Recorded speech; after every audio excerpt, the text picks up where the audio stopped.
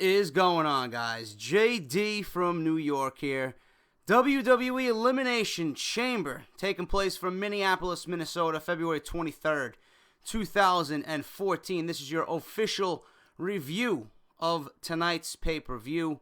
And if you guys missed my preview and predictions, if you guys wanted to see how well I did on predicting what would happen tonight on the pay-per-view, my preview and predictions behind the mic episode is down below. Link is down below if you guys want to go check that out. If you guys missed my news and rumors this week, link is also down below.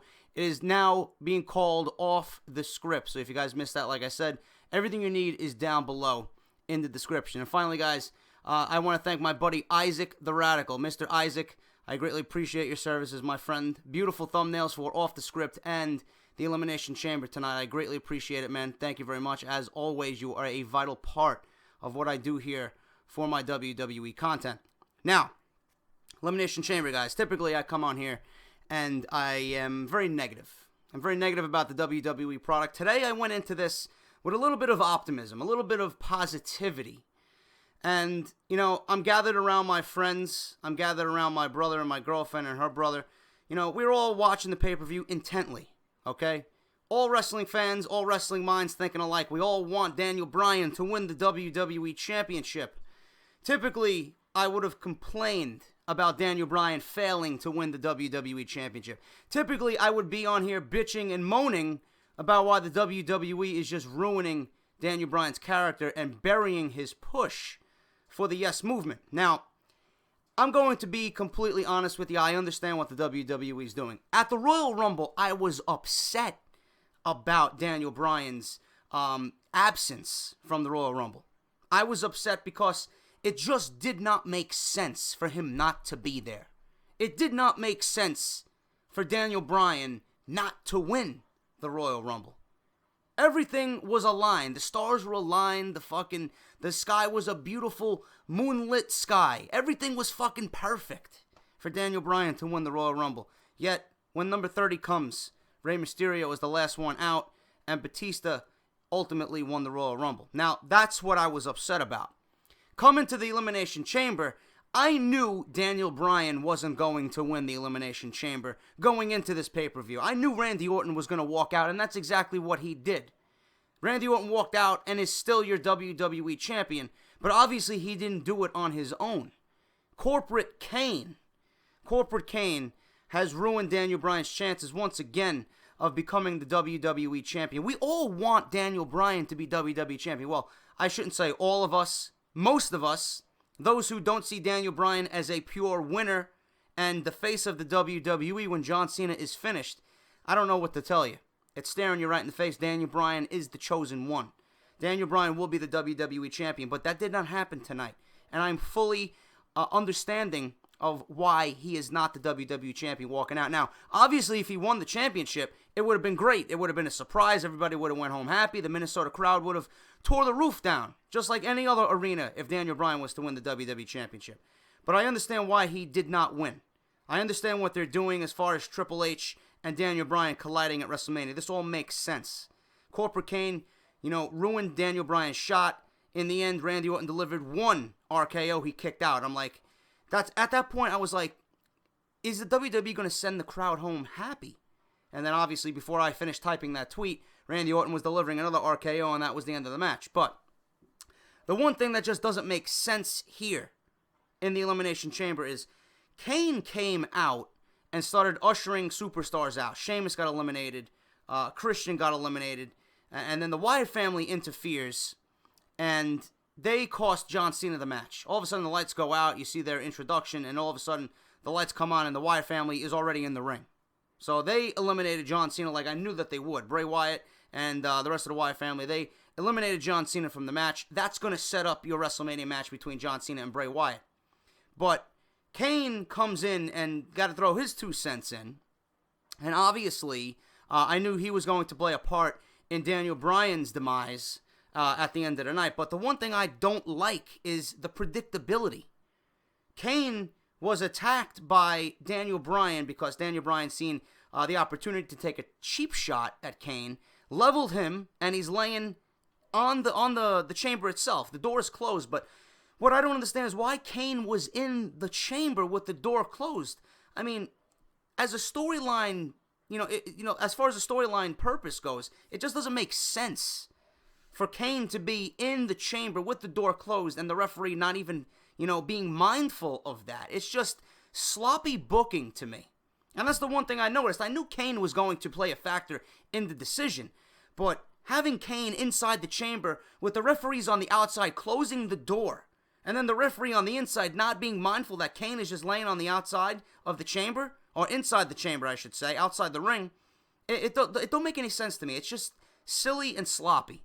That's the only one thing that I took away from this match, but you guys got to understand, you guys, I know you're all, agreeing with me about Daniel Bryan. We all want Daniel Bryan to be the WWE champion, but I see it a little bit more clearly now. Like I said, the Royal Rumble was just fucking awful. It was awful, to the point where me as a wrestling fan for so long, the booking that the WWE did, they did it with intent, they did it on purpose. I don't know what was going through their minds with the Royal Rumble. But tonight, I realized that the WWE has each and every one of us in the palm of their hand. Not only with the network coming, because everyone's going to buy the network, but with this whole Daniel Bryan saga. This entire saga with Daniel Bryan, they know they have us in the palm of their hand, and they're just fucking the corporate puppets just dangling, dangling from above. That's what they're doing. We all know Daniel Bryan, we all know Daniel Bryan should be WWE champion. They know that we want to see him as WWE champion. But they're going to do it when they think it's right. And what's right now is Daniel Bryan getting his revenge on Triple H, squaring away all his frustrations with Triple H and the Authority, and then, hopefully, the stipulation of that match would be that Daniel Bryan beats Triple H and he's guaranteed a WWE Championship match. Maybe it happens, maybe it doesn't. Maybe Daniel Bryan's thrown into the main event at WrestleMania. I don't know. But the WWE really needs to do something. They really need to brainstorm, and I seriously hope that they know what they're doing as far as WrestleMania's main event goes, because after tonight and Randy Orton winning, right now we're looking at not a Daniel Bryan, I wish, but a Batista versus Randy Orton main event at WrestleMania 30, and with the reactions Randy Orton got when he won, and with the reactions Batista got when he beat Del Rio tonight, like I knew would happen. I mean, Batista was booed out of the building. People were chanting for Y2J. They were chanting, "This is boring." Batista was being chanted. WWE should not be very happy right now with with the reactions that Batista's getting. I don't see how they could be happy.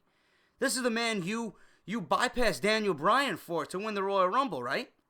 This is the man you are putting all your chips on the table for WrestleMania, right? This is the man you wanted in the main event, yet nobody cares about him. Nobody cares about Batista. The WWE, now listen, I have nothing against Batista. I have absolutely nothing against Batista. Do I think he should be in the main event? Of course not. I have nothing against Batista.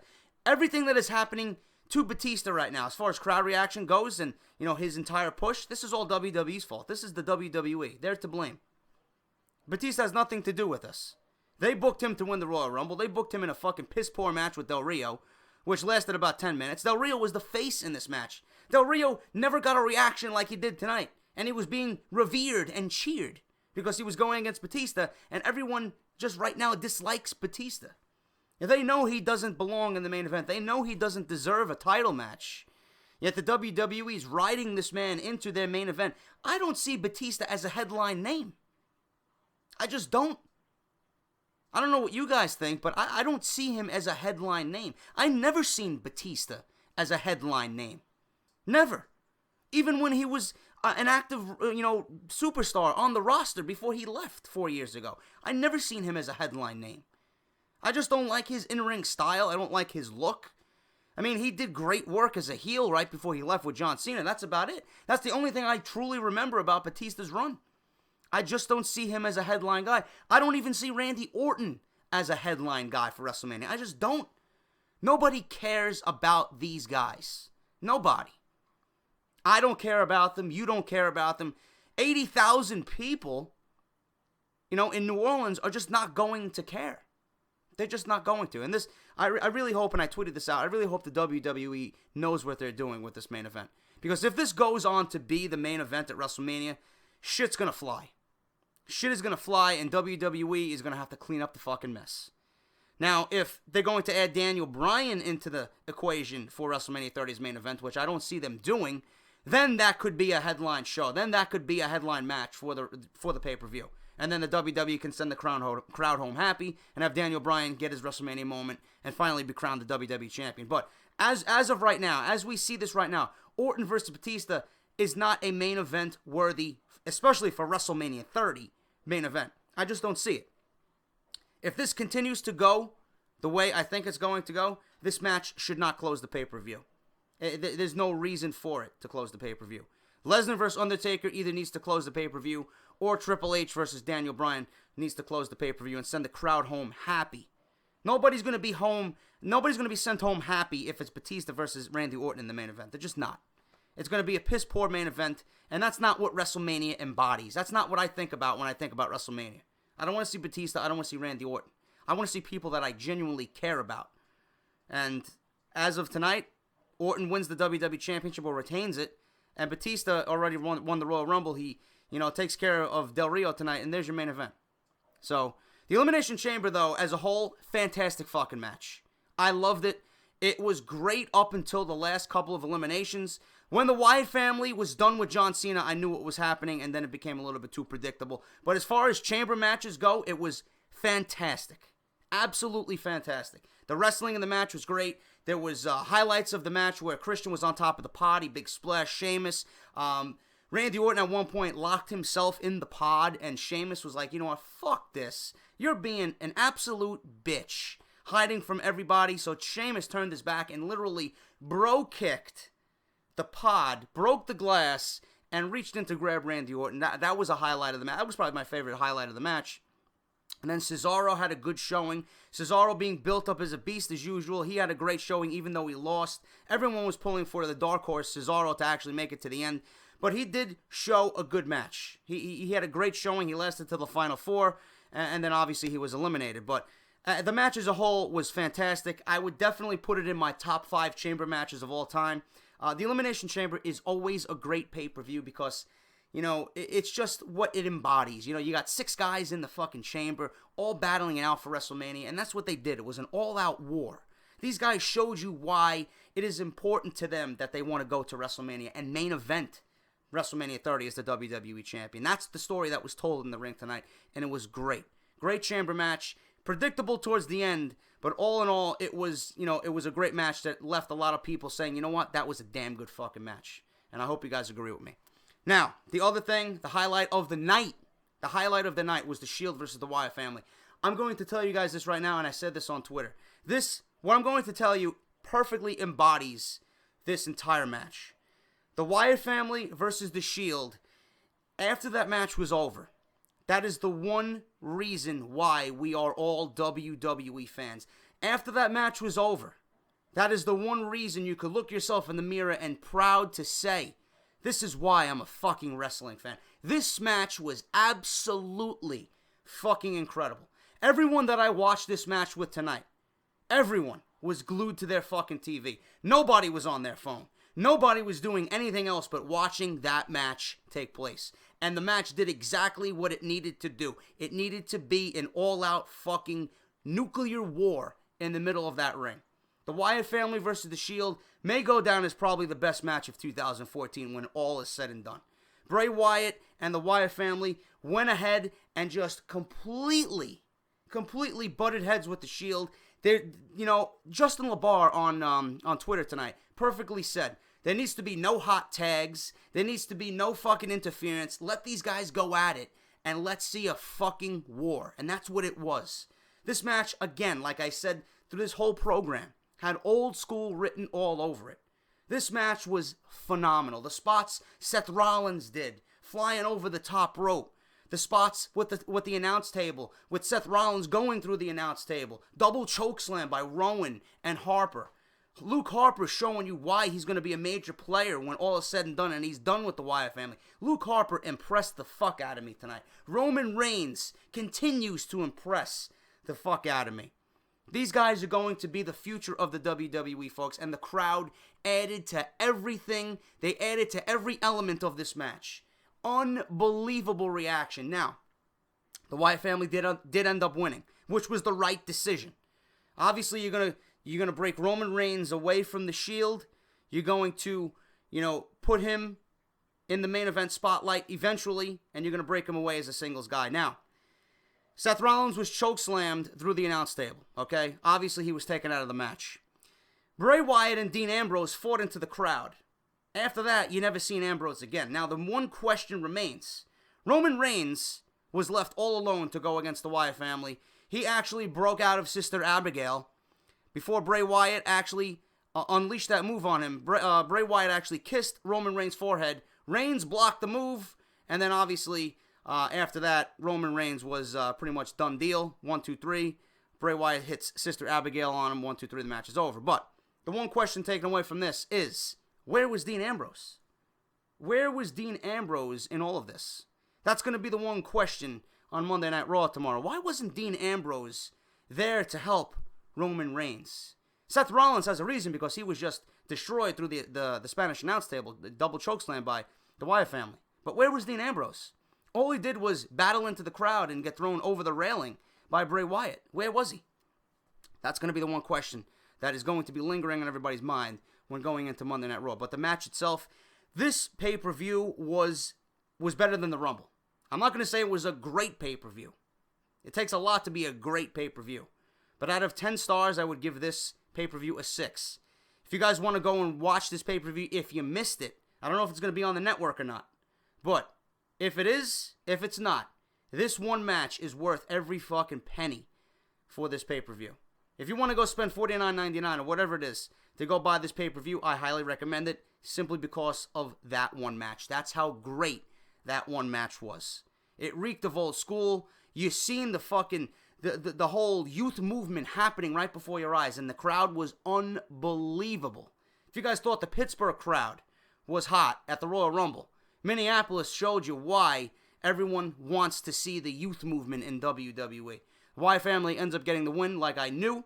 There was no reason why the Wyatt family should not win this match, especially if they're going into WrestleMania and going to be feuding with John Cena. They need to look as strong as possible, as strong as anyone on the roster. The Shield, obviously, they could take a loss. They're fucking hot, even still, amidst a breakup looming. They're still hot. But it's going to be interesting to see how the WWE plays out this breakup angle with Roman Reigns and Dean Ambrose. And Seth Rollins is probably he's going to be the outsider looking in. He has nothing to do with this breakup. It's all going to be a clash between Roman Reigns and Dean Ambrose. It's going to be interesting to see what happens on Monday Night Raw. But that's the one thing that I took away from the match. Where was Dean Ambrose? Why wasn't he there to help Roman Reigns? So, like I said, it's going to be interesting to see on Monday Night Raw. The rest of the pay-per-view, guys, really nothing else was great that I have to talk about it. You had Jack Swagger versus Big E. That was a decent match. I caught the last 10 minutes of that match because I was late getting to my friend's house. Obviously, Big E, like I said, I enjoy Big E's work in the ring. He's only going to get better. He's very athletic. I've seen some of the stuff he did tonight. He's very impressive. He ended up winning that match. He retains the Intercontinental title against Jack Swagger. You had Titus O'Neil versus Darren Young. Not really something I was interested in seeing. Titus O'Neil got the win. You had the dark match, or the pre-show match, I should say, with the Rhodes brothers versus Ryback and Curtis Axel. The Rhodes brothers got the win there like they needed to. You had the New Age Outlaws versus the Usos. The New Age Outlaws got the win over the Uso brothers. Now I'm hearing rumors of a title being changed tomorrow on Monday Night Raw. I think it's going to be either the Divas title or it's going to be the Tag Team Championships. I don't know right now. I don't have any news on that, but I'm hearing rumors across the dirt sheets that there's going to be a title change for Monday Night Raw tomorrow. And then obviously Batista versus Del Rio. A piss-poor match, a very boring match. You had Batista win that match against Del Rio. And like I said, Del Rio was the face. He got more reaction out of anything he's ever done in the last 2 years in WWE, simply because everybody just can't stand Batista right now. But the overall reaction for this pay-per-view, guys, it was a good pay-per-view. 6 out of 10 stars for sure. It was much better than the Royal Rumble. The things that saved this pay-per-view were the Wyatt family versus the Shield, which was an unbelievable fucking match. It was a war. Probably the match of the night, without question. Probably going to be match of the year when all is said and done. And the Elimination Chamber was a great match. It just got a little bit predictable towards the end. But that's my review, guys. If you enjoyed, Obviously, you know what to do. Like, favorite, share, comment, subscribe. If you missed my last couple of videos, my preview and predictions for the Elimination Chamber and my off-the-script news and rumors video, links are down below. I will be back on Tuesday morning to talk about one of the most talked about and hyped Monday Night Raws in recent memory. We got the launch of the network. We got The Undertaker returning, hopefully, to set up a program with Brock Lesnar. If not Lesnar, hopefully it's Sting. I don't know. Someone was telling me Sting is signed, sealed, and delivered for WWE, but I don't know right now. And then obviously we have the immortal Hulk Hogan coming back as the host of WrestleMania 30. He will be on Monday Night Raw tomorrow. It's going to be an unbelievable show. So like I said, guys, if you enjoyed, like, favorite, share, comment, subscribe. I will see you all on Tuesday morning to talk about the real road to WrestleMania, guys. We are 6 weeks away from WrestleMania 30. How are things going to play out? We'll find out on Monday Night Raw, guys. Take care, and I'll talk to you all soon.